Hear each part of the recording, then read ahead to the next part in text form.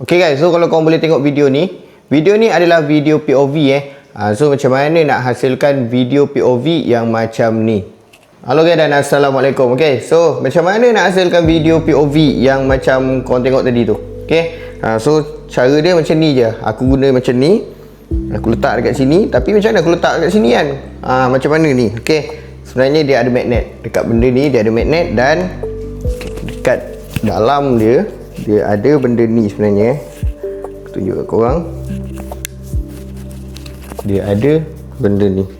Nampak ni? Dia ada macam rantai ni Okay. Jadi nak guna dia, korang macam ni, korang letak dia macam ni. Dia sesuai je. Apa-apa jenis kamera, action cam ataupun untuk handphone boleh je, tapi korang kena dapatkan tapak dia. Sekali package dia lah. Okay, bawah dia macam ni. Jadi kalau nak guna, korang masukkan ni kat sini, kemudian korang tampal dia macam ni. Jadi dapat lah shoot yang macam tadi tu, shot kan. Okay, so kalau nak dapatkan daripada telesin ni, korang tengok kat bawah.